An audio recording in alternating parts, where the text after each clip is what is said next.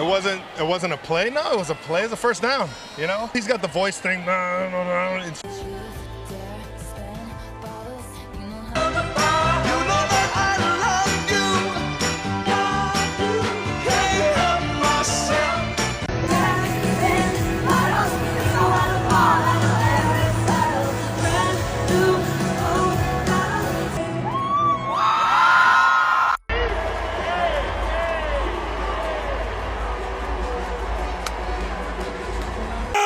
Kansas City! Patrick Mahomes absolutely took duct tape. Taylor Swift just left the internet in a frenzy with a jaw-dropping surprise appearance on the set of Travis Kelce's new game show, and the behind-the-scenes video is pure gold. But that's just the start. Did Taylor drop a subtle hint about her anniversary with Travis during her latest London performance? We're diving into the sweet details. Plus, we'll explore the intriguing age difference between Taylor and the Kansas City Chiefs star. Because who doesn't love a bit of celebrity romance gossip? But it's not all love and fun. We'll also uncover the heartbreaking final words of Matthew Perry, revealed in shocking court documents before his tragic passing. And to top it all off, we'll spill the tea on why Mauricio Umansky's Netflix show Buying Beverly Hills got the axe after just 2 seasons. From surprise visits to somber farewells, this video's got everything you need to stay in the know. The power couple. Taylor is proving once again that she's the ultimate supportive girlfriend, both on and off the field. Word on the street is that Taylor made a surprise visit to the set of Travis's new game show, Are You Smarter Than a Celebrity? And everyone is buzzing. Even Garcelle Beauvais, who's one of the lucky celebs on the show, confirmed that Taylor popped in to cheer on her man. Although Garcelle didn't catch a glimpse of Taylor herself, she couldn't help but gush over how sweet the gesture was. Now, let's talk about Travis as a host. Garcelle says he's nailed it. He was charming, natural, and totally fun, and let's not forget, easy on the eyes. Apparently, the whole glam team couldn't stop swooning over him, and honestly, who could blame them? Garcelle even joked about not wanting to upset the Swifties, which, let's be real, is probably wise. It looks like Taylor's repaying the favor after Travis spent his summer jet-setting across Europe to support her on the Eras Tour. With her tour wrapping up its London show soon, she'll have plenty of time to cheer him on during the upcoming football season. And as if Travis isn't busy enough, he's also dipping his toes into acting, with a role in Ryan Murphy's upcoming FX series Grotesquerie. Talk about a power couple, these two are unstoppable. London concert. Taylor is back in London, and she's making sure everyone knows it. The global superstar lit up Wembley Stadium on August 15th as she kicked off her 5-day Eras Tour run, and let's just say she's not holding back on the surprises. Last night, she stunned fans by bringing out Ed Sheeran for a surprise performance of their hit song Endgame, and the crowd went wild. But Swifties are buzzing about more than just the music. During their performance, Taylor seemed to make a sweet little nod to her boyfriend Travis. As Ed sang the line, "After the storm, something was born" on the 4th of July, Taylor couldn't help but stick out her tongue and flash a huge grin. Coincidence? Maybe. But diehard fans are convinced this was a playful reference to how she and Travis spent their 4th of July weekend together last year. And honestly, who can blame them for making that connection? This viral moment has fans swooning all over X. One fan gushed, "She's so happy, OMG, I love her," while another melted over the moment saying, "Oh, that's adorable, stop." It's clear that Taylor's little tongue-wagging moment has Swifties feeling all the feels. As always, Taylor loves to keep us guessing with her Easter eggs, and we're sure there's more where that came from as her London shows continue. Keep your eyes peeled, because you never know what she'll do next. Exploring the age gap. From paper rings to flashing some serious bling at her concerts, Taylor and Travis are truly the couple everyone's obsessed with right now. Anytime Taylor shows up to cheer on Travis at a Chiefs game, she ends up stealing the spotlight. Sorry, Chiefs fans. With rumors swirling about a possible wedding, everyone's now curious about their age difference. Well, here's the tea. Taylor and Travis were born just 69 days apart. Travis turned 34 on October 5, 2023, and Taylor followed on December 13, 2023. As their birthdays are just a few months away, fans are already bracing for another epic surprise from this dynamic duo. And speaking of surprises, an insider just spilled the beans on their love language. Travis loves to send Taylor flowers, and she's all about sending him gifts in return. So sweet, right? But that's not all. Rumors about their wedding plans are heating up.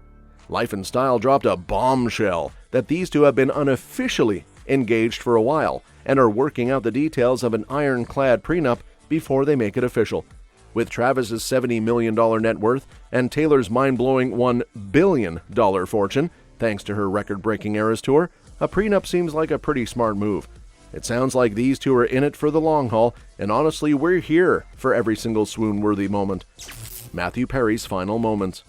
Matthew Perry's final tragic moments are more heartbreaking than anyone could have imagined.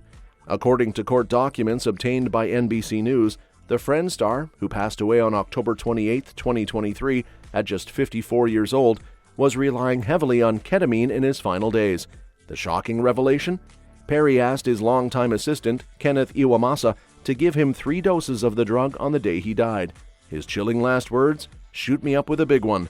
When you're in trouble, when you're not okay. If I say, I'm just going to chill alone at home tonight. And part 2, the other thing, is if I ever say I'm cured. Now to the arrest and the death of Matthew Perry. 5 people, including 2 doctors, have been charged in a ketamine overdose. Doctors, a drug trafficker known as the Ketamine Queen and Matthew Perry's longtime personal assistant. Prosecutors say at one point the doctor sold him $12 of ketamine for $2,000, recklessly enabled his addiction and exploited him for money. Requesting 2 additional units and a supervisor respond to Lucille Drive. Iwamasa, who had been Perry's right-hand man for years, was the one who administered those doses, including the final one just before leaving Perry alone in his hot tub. When he returned, he found the beloved actor face down and unresponsive. It's a devastating end for someone who once brought so much joy to millions of fans. Matthew Perry sought treatment for depression and anxiety and went to a local clinic where he became addicted to intravenous ketamine. Mr. Perry fell back into addiction, and these defendants took advantage to profit for themselves. Who saw Perry as a way to make quick money. When clinic doctors refused to increase his dosage, he turned to unscrupulous doctors. In the end, these defendants were more interested in profiting off Mr. Perry than caring for his well-being. If you look at the timeline and you look at the facts, Dr. P was not involved. Defendant Placentia falsified medical records and notes to try to make it look like what he was doing was legitimate. That is a text of an opportunist who just wants to make money. Did Matthew Perry stop procuring the ketamine from those 2 doctors and go to the Ketamine Queen, as she was known? 50 vials over 2 weeks. And she was giving him a better price than the doctors were. She got $11,000 in cash. Perry had spoken openly about using ketamine to manage his depression, but in the month leading up to his death, things took a dark turn. Prosecutors revealed that Iwamasa had been giving Perry the drug under the guidance of Dr. Salvador Plasencia, who, along with 3 others, was charged in connection to Perry's death.